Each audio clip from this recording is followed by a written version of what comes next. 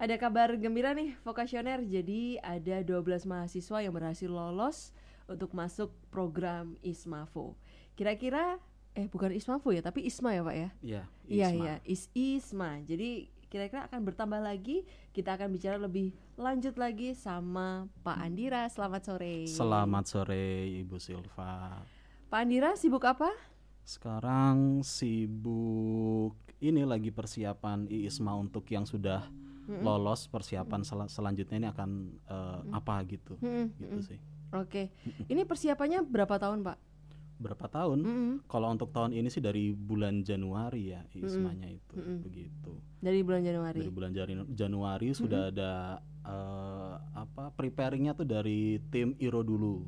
Saya kan selaku sekretaris di International Relation Office, ketua saya tuh Pak Faid yang pernah diundang di sini juga. Ya, Pak Faid, selamat sore. Pak. Ya, terus ya dari berdua itu dulu, kemudian juga ada undangan juga tahun 2023 dari pihak IISMA yang kebetulan saya juga diundang. Saya langsung ke Jakarta berkumpul dengan seluruh kampus-kampus di Indonesia yang lolos ikut IISMA juga, kemudian diberikan kira-kira rencana tahun 2024 itu seperti apa. Mungkin bisa dibilang dari Desember mungkin persiapannya. Begitu. Panjang ya? Begitu. Jawabannya panjang. Jawabannya panjang, presisi. Presisi gitu. Oke, jadi unit IRO ini mungkin bisa diceritakan lagi nih sama vokasioner yang belum tahu. Unit IRO itu International Relation Officer. Ya, International Relation Office. Intinya itu, ini mungkin saya langsung ngomong ke mahasiswa berarti ya, karena audiensnya di sini mahasiswa.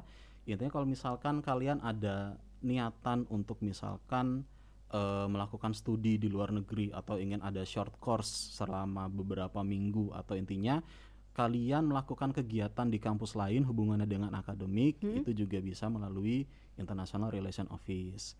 Atau kalau misalkan di luar dari berhubungan dengan mahasiswa, itu hubungannya dengan World Ranking University-nya UB. Oh. Ya, jadi tiap-tiap fakultas yang ada di UB itu ada unit IRO masing-masing.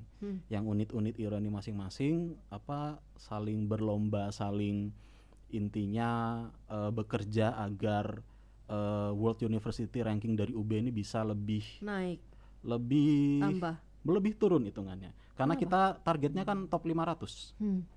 Sekarang mungkin masih di sekitar 800. Top 800 university di dunia. Begitu, tapi targetnya dari Pak Rektor dan Pak WR1 itu ada di top 500. Oke. Untuk ISMA sendiri Pak, ISMA itu panjangannya apa Pak? Indonesia International Mobility Awards. Maksudnya Mobility ini kan program ISMA itu mengirimkan mahasiswa-mahasiswa yang ada di Indonesia ini untuk belajar berkegiatan selama 1 semester di kampus yang ada di luar negeri. Maksudnya mobility itu di situ. Jadi ada pergerakan dari awalnya di Indonesia ke luar negeri selama 1 semester, kemudian kembali lagi ke Indonesia. Di situ maksudnya. Oke. Jadi untuk program ISMA ini antusiasme dari vokasioner mahasiswa ini cukup banyak? Bisa dibilang cukup banyak ya. Mungkin saya langsung menyajikan datanya dulu aja ya. Boleh, jadi biar ada layar di sini. Waduh. Mana Mbak ditunggu? Katanya ada layar. Nanti bisa lihat di sini ya, mungkin bisa dihadirkan sama teman-teman ya nanti ya. Atau nggak usah ya, nggak apa-apa, didengerin aja. Kayaknya teman-teman juga rada sibuk ini kalau ngedit dah. Oke, dari yang daftar itu mungkin sekitar 142 yang mendaftar. Kita kan proses seleksinya itu pertama dari lingkup prodi dulu. Jadi setiap mahasiswa itu menghubungi KPS-nya masing-masing untuk intinya mengabari atau memberikan informasi bahwa dia akan ikut IISMA. Kemudian seleksi pertama itu dari prodi dulu masing-masing. Nah, untuk seleksinya seperti apa, saya serahkan kembali ke prodi masing-masing. Jadi apakah interview, apakah sekedar memberikan CV atau essay, seperti itu tergantung dari KPS-nya atau tergantung dari prodinya. Nah, dari sekitar 142 itu yang lolos seleksi internal prodi itu ada 52 mahasiswa. Dari 52 mahasiswa itu yang melakukan upload dokumen administrasi ke website IISMA itu ada 43. Nah, dari 43 ini baru mulai berkurangnya lumayan banyak, itu tersisa 26. Yang kebanyakan nanti akan berhubungan juga dengan tips and trick. Yang kebanyakan dari 43 menjadi 26 itu tidak lolos di seleksi tes bahasa Inggris. Kebanyakan itu di tes TOEIC. Tes TOEIC untuk di ISMA itu 605 standarnya. Kebanyakan anak-anak ini ada sekitar di 500, 550, bahkan ada yang sampai 595. Tapi berhubung ini sistemnya passing grade ya, Mbak Silva, jadi yang di bawah 605 sudah otomatis tidak lolos. Begitu. Kemudian setelah seleksi administrasi tadi, tes bahasa Inggris segala macam, kemudian ada namanya itu tes interview. Nah, yang tes interview dari 26 ini yang lolos itu ada 12 orang yang sekarang sudah resmi mahasiswa yang lolos untuk program ISMA tahun 2024. Wow, berapa prodi Itu yang lolos? Mungkin bisa dari disebut, spill nama-namanya. bisa. Aduh, kalau nama-nama nggak apa nama-nama nih panjang nih. Saya contek dulu ya. Ditunggu ya vokasioner. Tunggu dulu Jadi sebentar. ada 12 nama itu yang akhirnya bisa, itu ISMA tuh kayak magang ya Pak ya? ISMA itu kayak belajar. Belajar. Jadi Intinya, pertukaran pelajar. Pertukaran pelajar. Bedanya kalau kita kan ya kuliah di sini. Kalau ISMA tuh kuliah 1 semester di luar negeri. Oke, dari itu Sederhana seperti itu. bisa nambah portofolio. Oh, sangat nambah Sangat portofolio. Sangat nambah sekali. Sangat Dan nambah sekali. beberapa alumni ISMA dari vokasi tahun 2022, tahun 2023 tuh kebanyakan ya setelah lulus ya sudah tidak usah diragukan lagi dia langsung bekerja atau bagaimana. Benefitnya apa Pak? Ini bisa bikin manas-manasin vokasioner nih buat daftar tahun depan. Benefitnya CV-nya mentereng, berkilau itu kalau misalkan masuk ke perusahaan-perusahaan, pernah ikut ISMA di sini gitu. Yang pasti kalau misalkan sudah ikut ISMA itu sudah ada jaminan untuk speakingnya di speaking, di writing dan juga listeningnya itu sudah pasti bagus gitu. Karena mereka 6 semester, kurang lebih 5 sampai 6 bulan itu di luar negeri dan full itu bahasa Inggris. Iya. Nah, jadi sudah bisa dipastikan Berarti untuk kemampuan bahasa Inggris ya? cukup Walaupun mentereng. prosesnya cukup panjang, tapi apa yang didapat di endingnya Benefitnya itu sangat-sangat bagus sekali. Ini mungkin saya tidak tahu kayak track record teman-teman yang sudah lulus sekarang kerjanya seperti apa. Tapi yang saya ingat itu ada mahasiswa MP tahun 2019 itu namanya Mbak Zilmi. Setelah lulus ISMA, setelah dia lulus dari UB, itu keterima di Qatar Airways. Qatar Airways sebagai pramugari. Dan itu langsung gitu. Maksudnya bahkan sebelum dia lulus itu sudah keterima. Tinggal ditunggu kapan mulai bekerjanya begitu.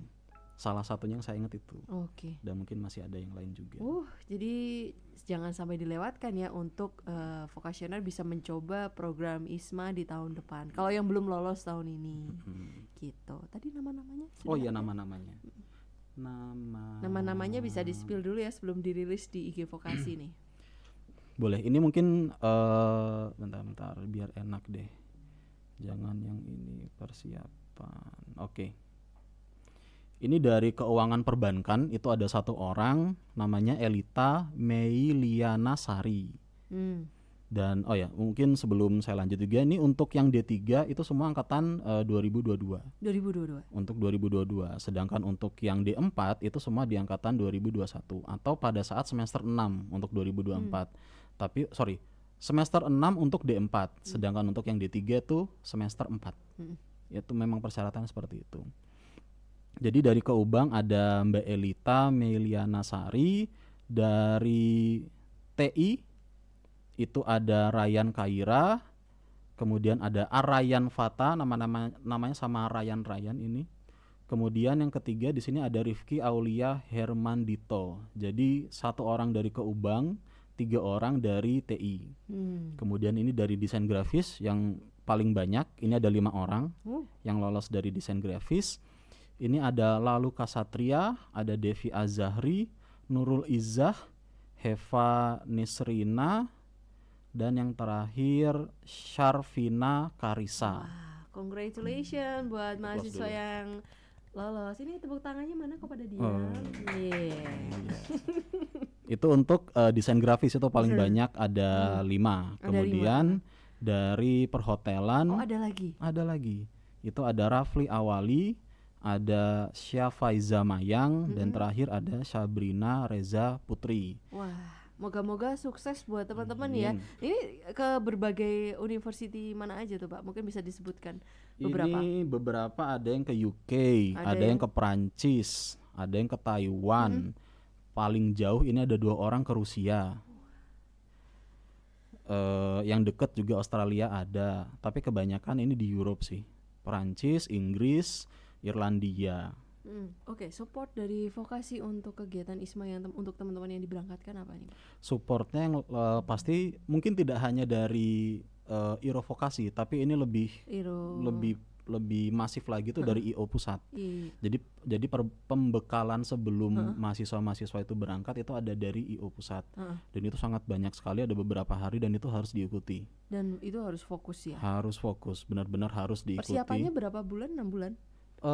Persiapannya berangkat? nggak sampai sih, mungkin sekitar 1 atau 2 minggu. Saya kurang detail lagi. Salah satu materi itu contoh ya etika berkomunikasi di luar negeri, bagaimana caranya mahasiswa itu membawa nama UB di luar negeri. Terus?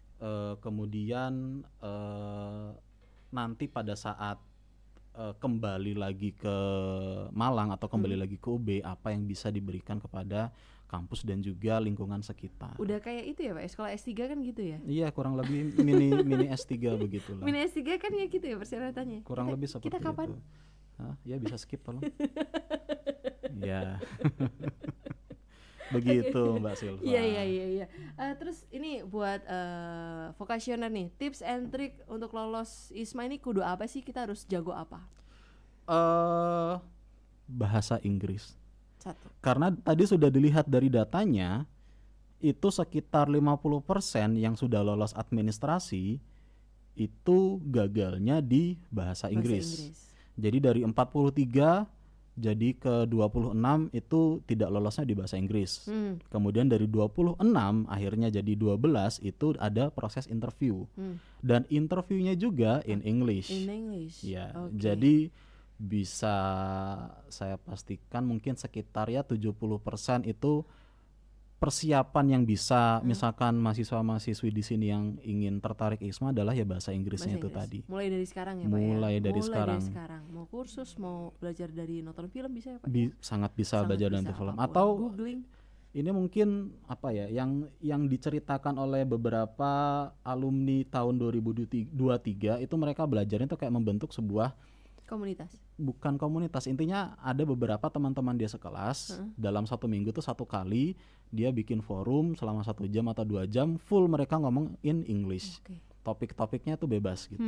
Misalkan kita ngomong topik K-pop atau kita ngomong topik politik, tapi dalam pembahasannya itu semua in English. In English. Mau banyak AE, mau banyak I'm sorry what is the bahasa Inggris of apa gitu, itu nggak apa-apa. Setidaknya dalam 2 jam itu selama 1 minggu itu dipaksa otak, bibir, pendengaran itu semua in English. Dan itu kalau misalkan dilakukan secara rutin, menurut saya insya Allah itu sangat bisa mengembangkan atau meningkatkan profisiensi English mahasiswa sekalian.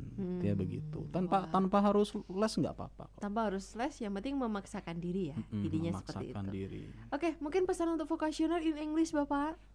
Harusnya kita syuting ini menggunakan bahasa Inggris ya, kita podcast ini. Iya, kalau bisa jangan ya, tolong. Pesannya.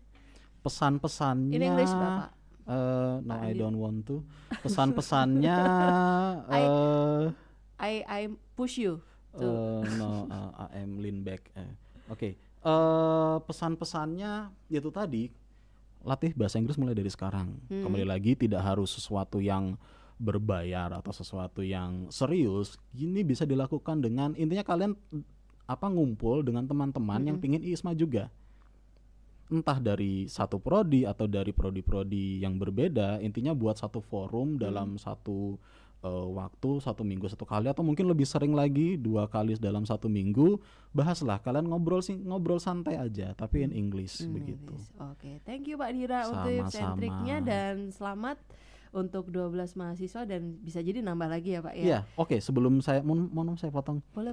Jadi setelah ini tuh ada lagi, jadi kan untuk masuk ISMA tuh ada 3 jalur Mbak. Ada reguler yang standarnya afirmasi untuk mahasiswa yang dapat beasiswa, contoh Kartu Indonesia Pintar seperti itu. Dan satu lagi namanya ada co-funding. Sesuai namanya co-funding, jadi funding atau pendanaan untuk berangkat ISMA ini itu saya kurang tahu, tapi kurang lebih dibagi 2. Maksudnya dibagi 2 ini 50% dibiayai oleh mahasiswanya atau keluarga dari mahasiswa itu tadi, 50% dibiayai oleh negara. Jadi sebenarnya ini masih terbuka untuk mungkin mahasiswa-mahasiswa di sini yang tidak lolos di jalur reguler atau afirmasi, atau mungkin ada yang belum daftar di jalur reguler atau afirmasi, itu masih bisa pakai jalur co-funding. Masih ada kesempatan. Tapi syaratnya itu pendanaannya dibagi 2. Oke. Tidak full 100% dari pemerintah seperti reguler dan afirmasi. Oke. Begitu. Semangat ya vokasioner, moga-moga next ada kesempatan, ada semangatnya lagi untuk selalu belajar bahasa Inggris, nanti dibimbing sama Pak Andira dari program studi D4 Manajemen Perhotelan. Thank you, sampai ketemu di lain waktu di program Vokasi in Podcast berikutnya.